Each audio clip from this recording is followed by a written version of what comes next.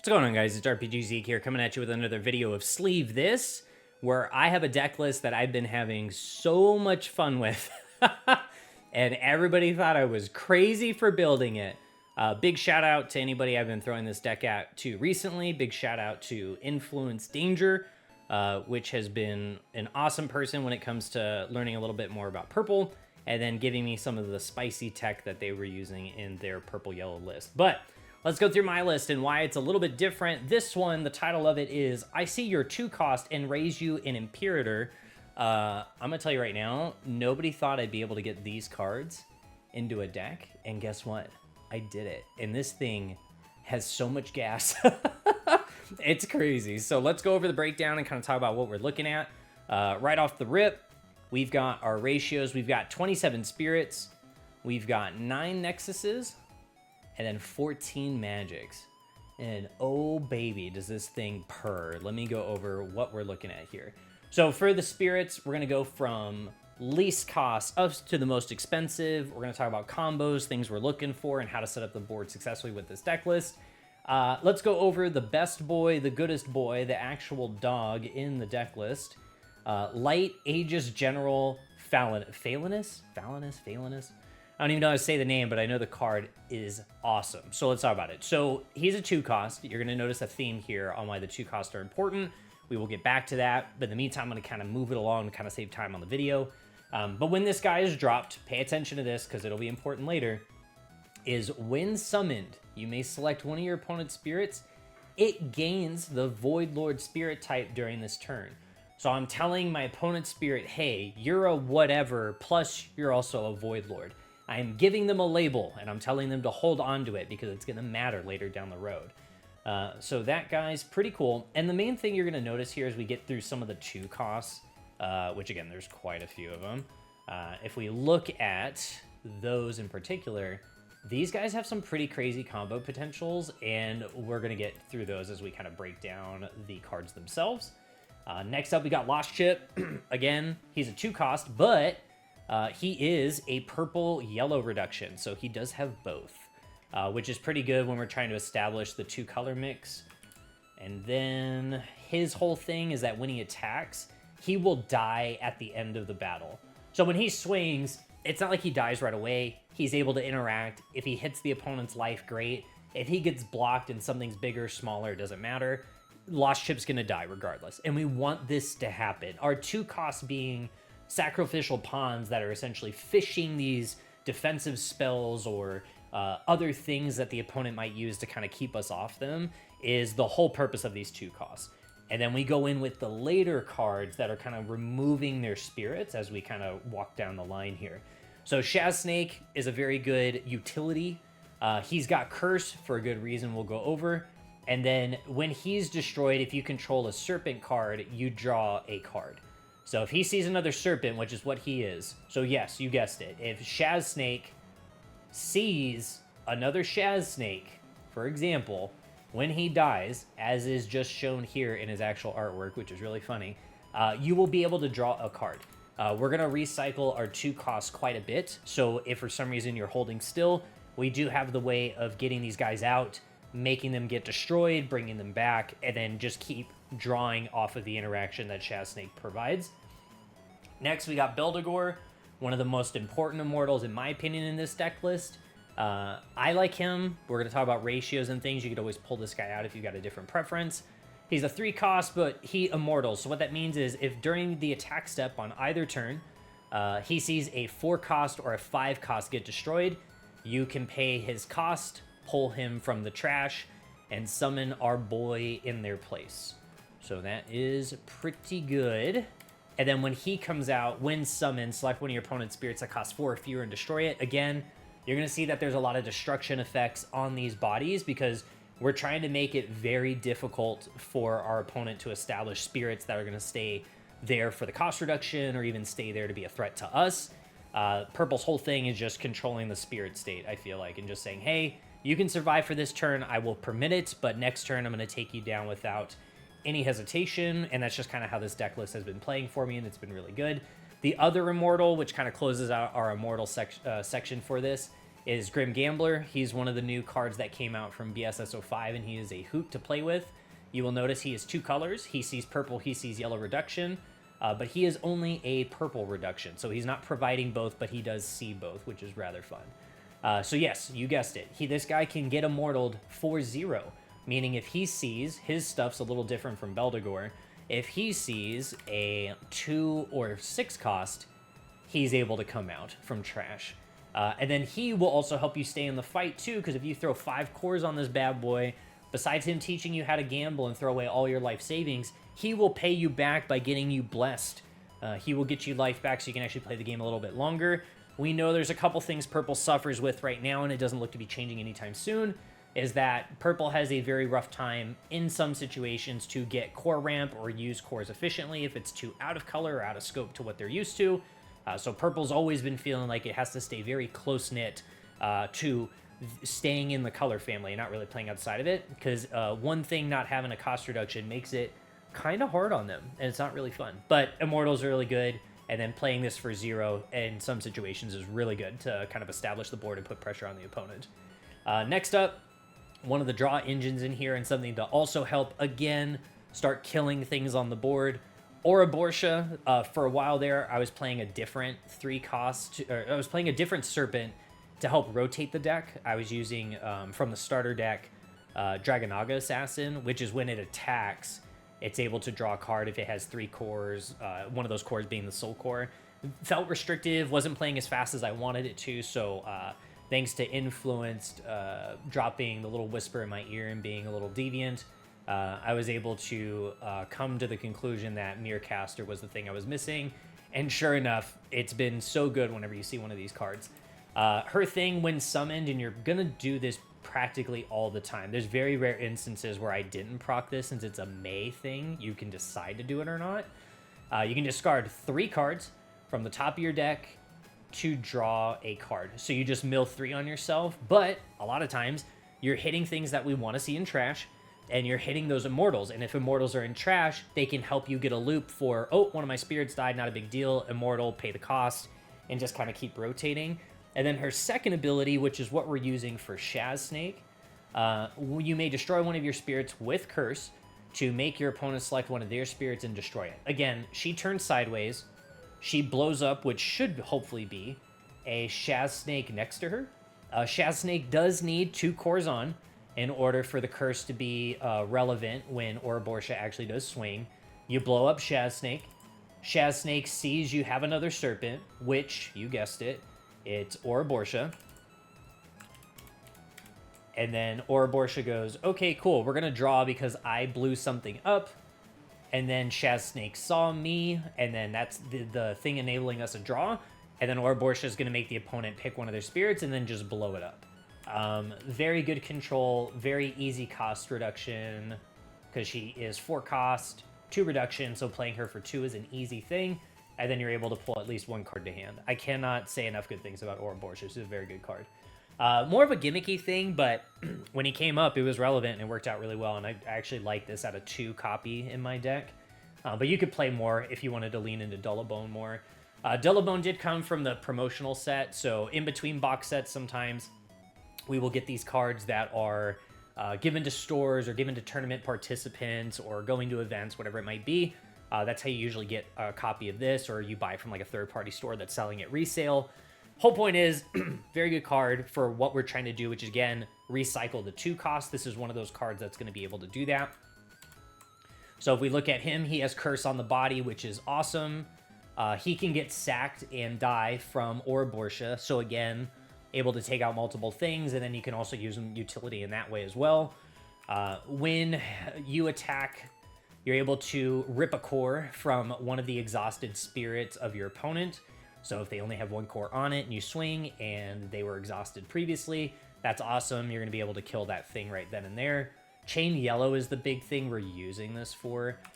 Select a spirit card that costs 2 from your trash and summon it without paying its cost. It is very easy to get these 2 costs in trash. You have Ouroboros doing it. You have yourself doing it just from swinging and seeing if your opponent responds. But you've got 4, 8, 12 options of getting those in trash. So more than likely, you're going to have that opportunity to get these guys out and then start using them again, because Dullabone will just reanimate them. And then you guessed it, if Dullabone swings, let's say he pulls a Lost Chip to kind of give you one of the combos, and then Lost Chip swings afterwards, Lost Chip's gonna die, because it's part of his effect, right? And then from there, if you have a Gambler and Trash, you're able to, you guessed it, Immortal from the Poker Chip, and then bring out Gambler. We've got Gambler that comes out after the Lost Chip dies. You get a combo, you're able to swing again. Let's say they kill Gambler.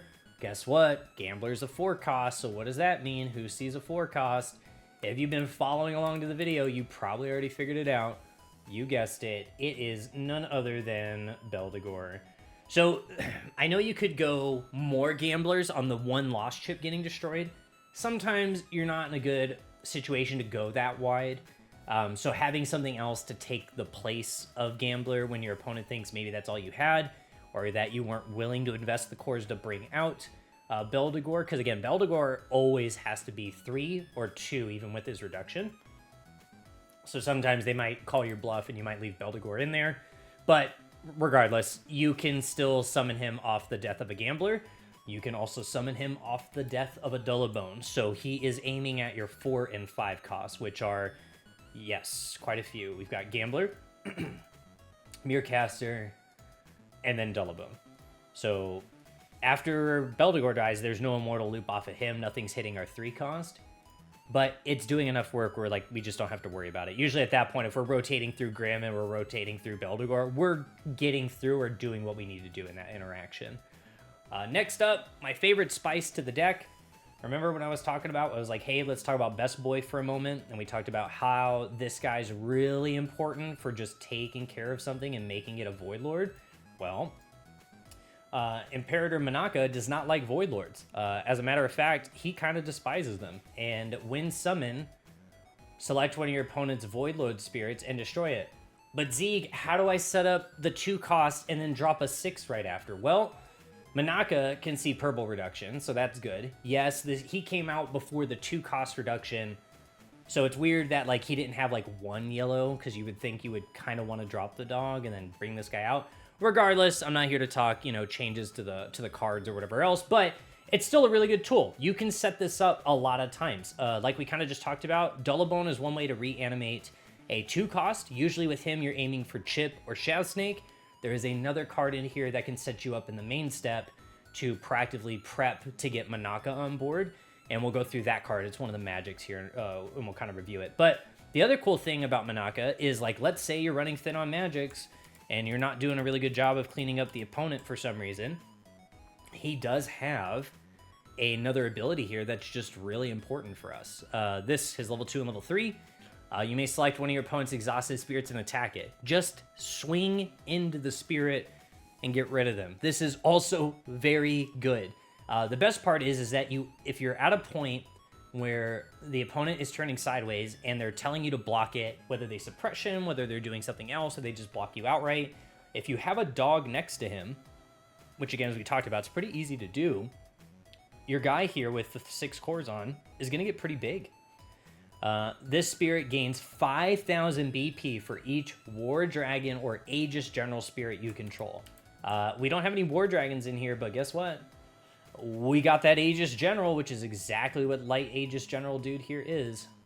So we're getting big just because the dog's next to us, which is super cool. And that actually pays off really well against bigger targets.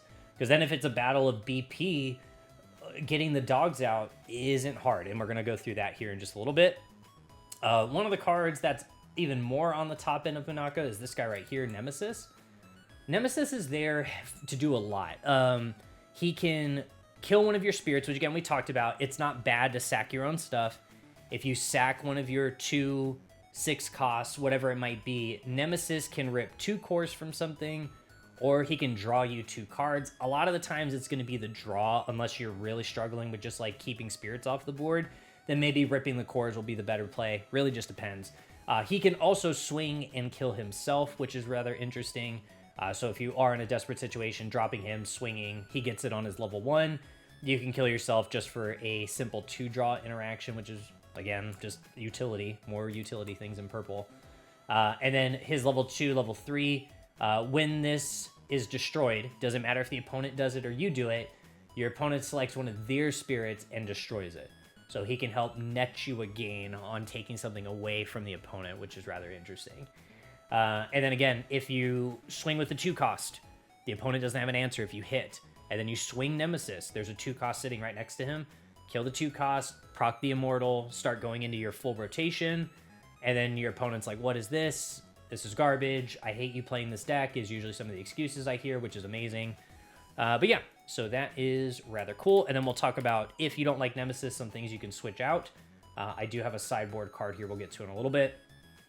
All right, so that is it for the spirits. So now, if we look at this, I'm going to draw some lines here, and hopefully we connected some of the dots. You have 2 costs. Your 2 costs do things. Shaz Snake helps you draw, is cursed target for Ouroboros.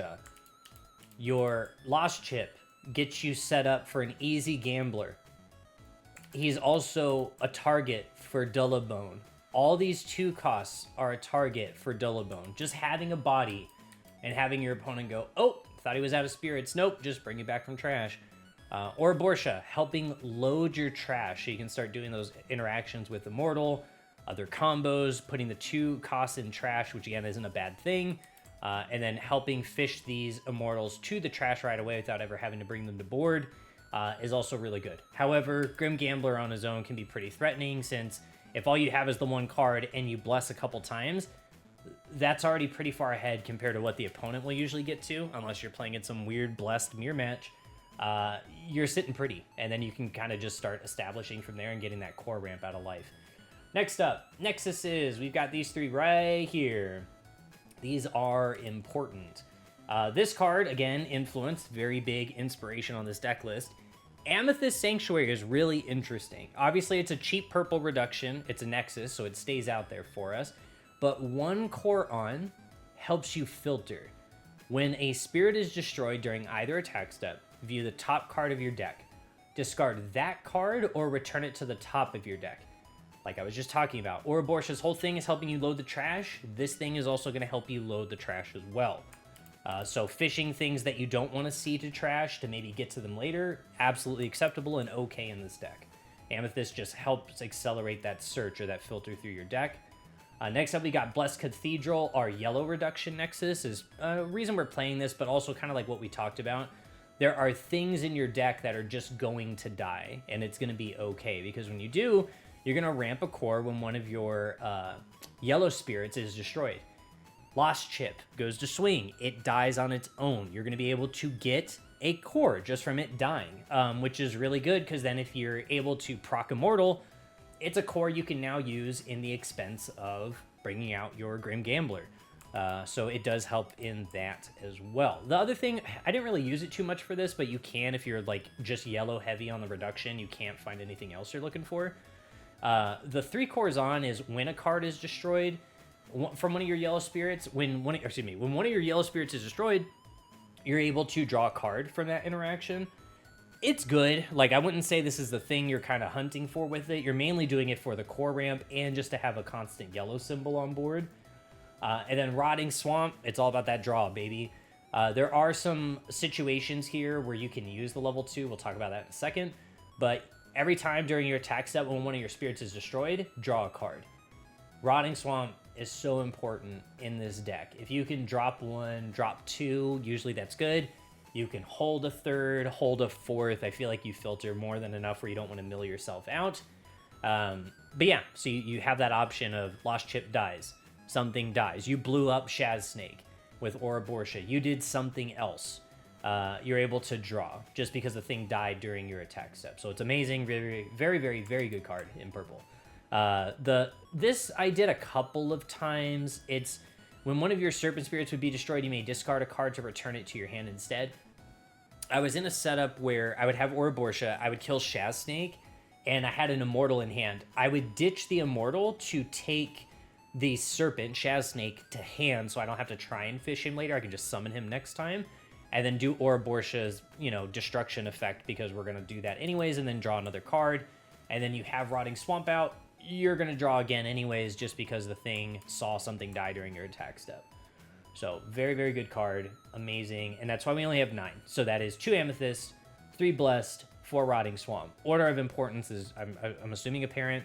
We want to play Rotting Swamp if we can. Blessed Cathedral is the next thing to look for. If we can get an Amethyst Sanctuary, just accelerates what we're doing, which is really, really good. Next up, we've got our magics, and in purple, it's all about that removal and that destruction, baby. So let's look at the first one. Kind of a staple, Deadly Balance. You select a card to kill, your opponent does the same.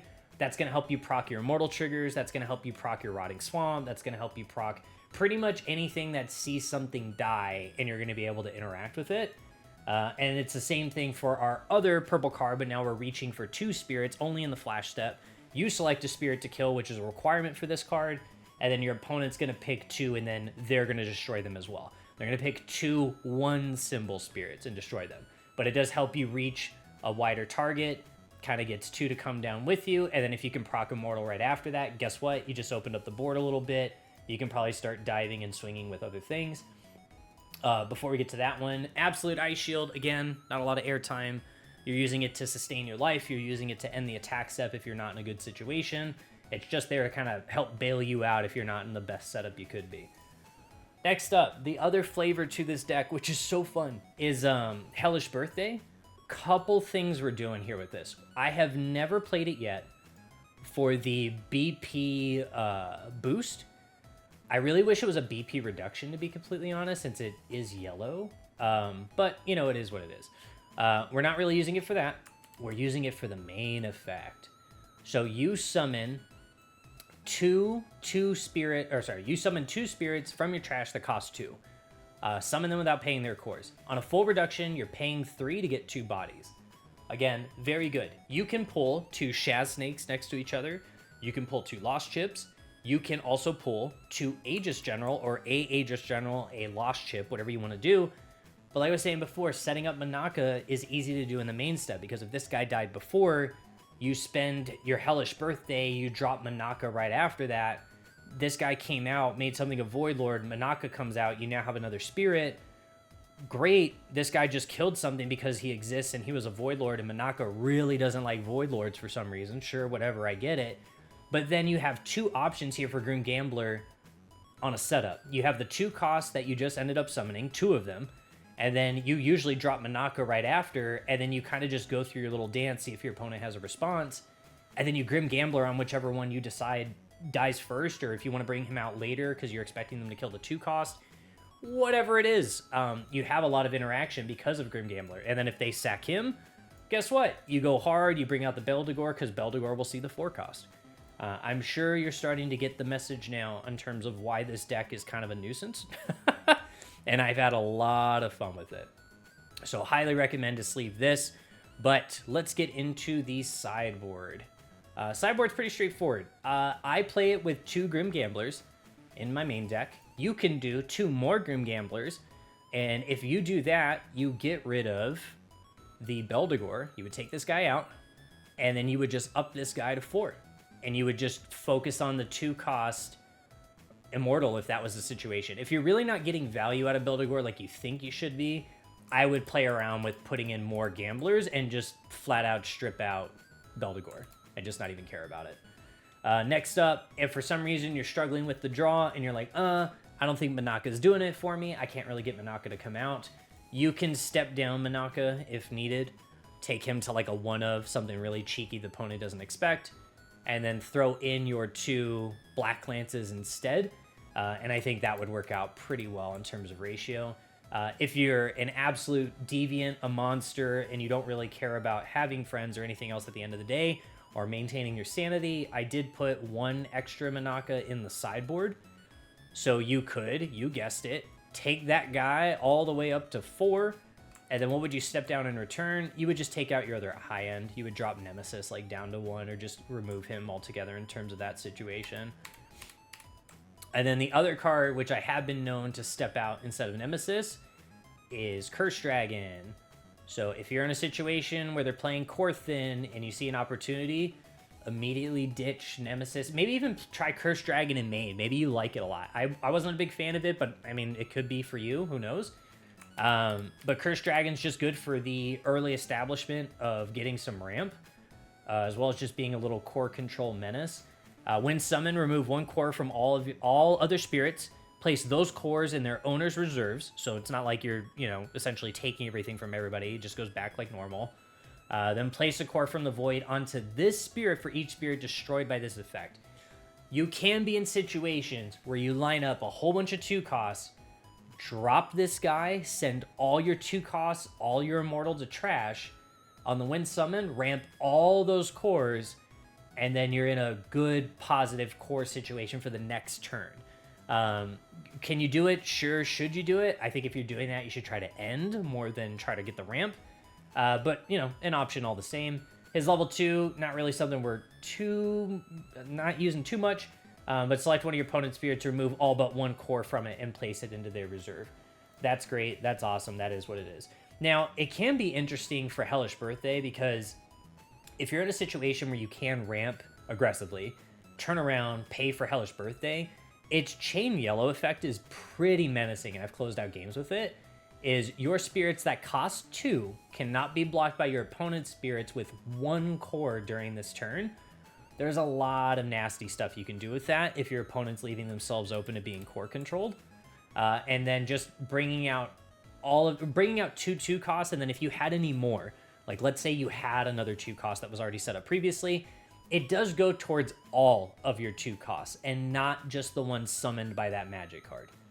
So then you're getting a whole bunch of unblockables. All of a sudden your opponent goes, well, guess I didn't do anything correctly with my cores because now I've got all these cores doing nothing. And there you go. Then you just close out the game. Next one's Blessed Cathedral. Just an extra copy. If you're not seeing yellow reduction, you just really feel like you're struggling with that reduction in particular. 1 extra copy. At that point, I would probably sidestep out like Rotting Swamp if you feel like your draw is pretty good with 3 of them and then 2 of the Amethyst Sanctuaries. I feel like that could be a pretty good trade-off. You'll notice that the sideboard isn't really to change the structure of the deck, but more just the ratios, right? So we've got an extra copy here, got an extra copy here for this guy. We got a whole different top end compared to Nemesis. We can just swap those 2 in and out. We can up the ratio on Gambler, ditch Beldegor altogether. And then, if we really need it, we can sidestep out Manaka, swing 2 copies down here, and so forth. I feel like I just wrote an entire play to a football game, and I'm not big of a sports guy, but that's exactly what that felt like. Then we're going to move on to the last card. I still haven't put this in, but I have it in there just because it's kind of like a purple thing. Is Core Theft. Select one of your opponent's spirits, discard number of cards in your hand, and then you place those cores from that spirit you selected into their trash. It is a good way to target the ability of your opponent being able to respond if they put a lot of cores on one thing. Even if you don't discard your whole hand, discard enough to kill the spirit, just taking options away from the opponent and throwing them to trash, not the reserve, is a really good play and very strong for purple. So I have 2 copies in there, but again, I really haven't had to use it or even really attempted because we're usually loading stuff into the trash just fine with Ouroboros or just getting these 2 costs to die and do their little dance or whatever have you, and then we're bringing them back anyways with Hellish Birthday.